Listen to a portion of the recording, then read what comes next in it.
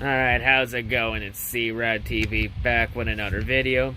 So, of course, another week of NFL football is upon us. And that means it's time for another week of NFL Week 4 picks. So, of course, last week for the picks went 9-8. Technically 8-7-1, but I'm not going to put the tie between the Bungles and the Eagles in its own category. So, for ties, how I score ties, it will simply be what I did last year. It will be, because the tie's technically half a win and half a loss. So for ties, I'm going to add 1 to the correct column and 1 to the incorrect column. So for ties, it will be a +1 and a -1. So it will balance out. So that's why you see my record this year is 30-19 and not 29-18-1. For all the confusion there. So yeah, anyway, with all that explanation out of the way, let's get right to the games. So, for our first game, the Thursday night game, we got ourselves a game that's going to be great, it's going to be fun and exciting to watch. Nope, I'm just fucking with yous, because for this game, it's time to prepare yourselves for the return of Tank Bowl!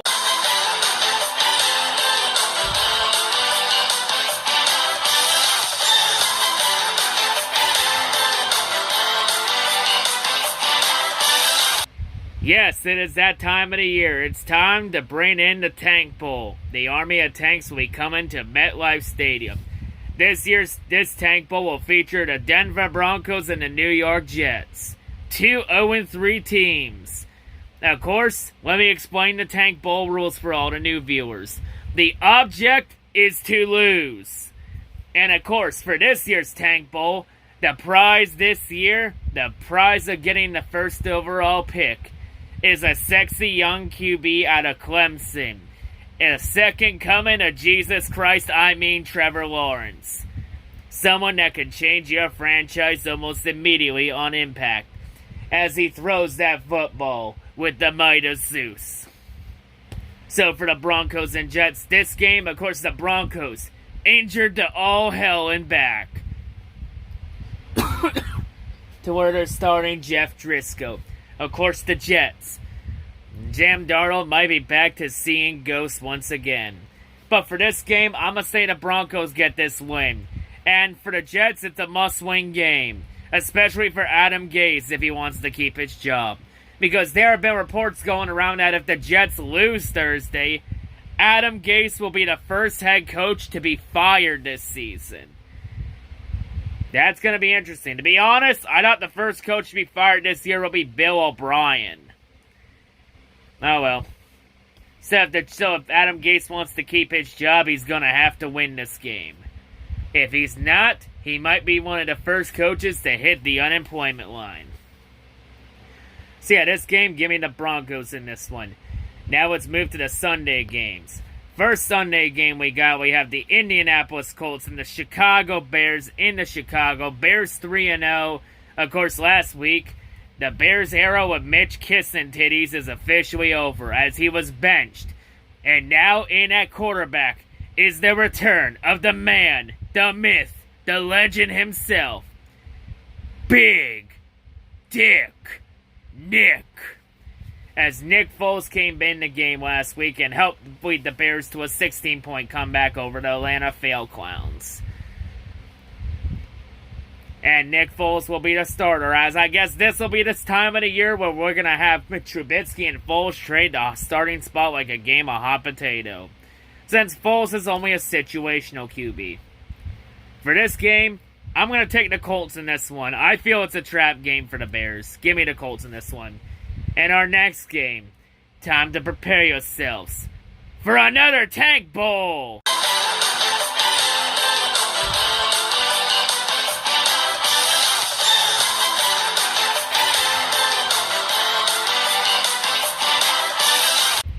So of course, this year's Tank Bowl will this Tank Bowl will see the Jacksonville Jaguars take on the Cincinnati Bengals.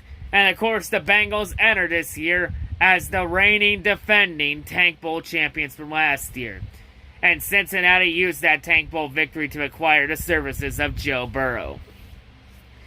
Of course, last week the Bengals tied against the Eagles in one of the strangest ways to fucking throw away a game. When Doug Peterson decided to throw the ball on 4th down when you needed points to win the game. I don't blame Eagle fans that wanted to rip Doug Peterson's fucking head off. So yeah, also in that game we learned that the football gods are doing everything in their power to not let Joe Burrow win a game because reasons. You know what? This week I say the football gods will show some mercy to the Bungles. And Cincinnati will get their first win of the season. And Joe Burrow will get that win he also craves. So give me the Bengals in this one. Next game, we got the Cleveland Browns, the Dallas Cowboys playing in Dallas.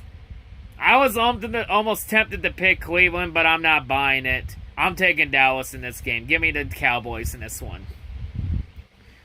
So next game, New Orleans Saints, Detroit Lions playing in Detroit. Saints favored by 4 points. I'm going to take the Saints plus the points. Give me the Saints in that one.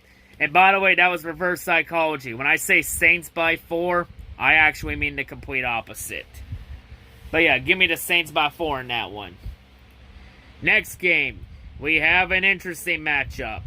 Pittsburgh Steelers, Tennessee Titans playing in Tennessee. There are questions, though, if this game will go on Sunday or be postponed to Monday.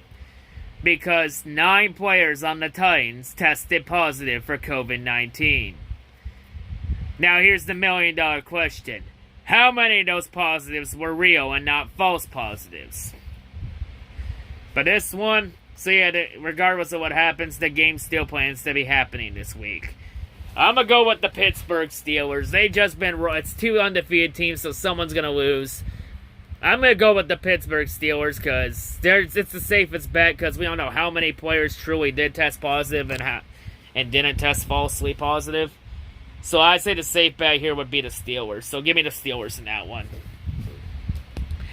Next game, Seattle Seahawks, Miami Dolphins playing in Miami. Oh, Lord, have mercy on the Dolphins. Yeah, I got the Seahawks winning that game in a blowout because Russell Wilson's been on fire this year. Like, holy shit, he's leading the league in touchdowns. Russell Wilson is a man on a mission this year. Holy shit. Like, yeah, give me the Seahawks in that one. Next game, LA Chargers, Tampa Bay Buccaneers playing in Tampa Bay. Tampa Bay, surprisingly, has not really been that disappointing. At least not yet. And Tom Brady still has having a really solid bounce-back season so far. But yeah, this game, give me the Buccaneers in this one. I'm taking Tampa Bay. I mean, Herbert the pervert last week. I mean, Justin Herbert the pervert had a decent rook debut game against the Panthers, but made too many mistakes. This is a learning year for Herbert. He's going to learn. He's going to get beaten down, and he's going to like it. But yeah, give me the Buccaneers in that one. Next game, Baltimore Ravens, Washington Redskins playing in Washington. Oh, Lord. Yeah, I got the Ravens in this one. Ravens in a blowout. Give me Baltimore in this one. Like, Baltimore had that heartbreaking loss against the Chiefs on Monday night. I think the Ravens are going to come with a massive chip on their shoulder, and they're going to take their anger out on Washington FC. So, yeah, give me Washington and give me a Baltimore in this one. Next game, Arizona Cardinals, Carolina Panthers playing in Carolina. I'm going to take the Cardinals in this one. I think Arizona has a bounce-back game against the Panthers, so give me the Cardinals in this one. Next game, we got a battle of 3 0-3 teams. Now, I would label this as a tank bowl. It would have been a tank bowl, though, but Houston, we have a problem. The Houston Texans don't have a first-round pick this year. Their first-round pick this year is property of the Miami Dolphins, since the Texans gave up 2 first-round picks in that Laramie Tunsil trade. So Houston can't tank this year if they want to. So yeah, Vikings, Texans, and Houston, not a tank bowl because Houston don't have that first-round pick. So for Houston, Houston's main goal from here on out is to try and win as many games as possible and have that first-round pick lose as much value. So yeah, for this one, I'm gonna go Vikings on this one. I think the Vikings bounce back and finally get a win this year, try and get things back on track. So give me the Vikings in this one. Next game, we have the New York Giants and the LA Rams playing in Los Angeles. The Rams almost did the unthinkable. They almost came back from a 25-point deficit against the Bills. But then Buffalo pulled a receipt to the sperm bank and got their comeback late. And Rams want to bitch about the ref ball. Oh, you were a victim of ref ball last week. How cute. And how many times have the ref favored you? It's funny watching Rams fans bitching about reffing.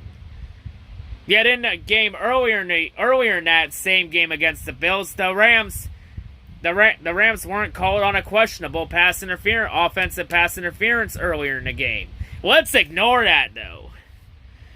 But yeah, this game, you know what, Rams? You want to take your anger out on somebody? Take it out on the Giants. I got the Rams murdering the Giants in this game. Give me the Rams in this one. Next game, we got potentially the game of the week.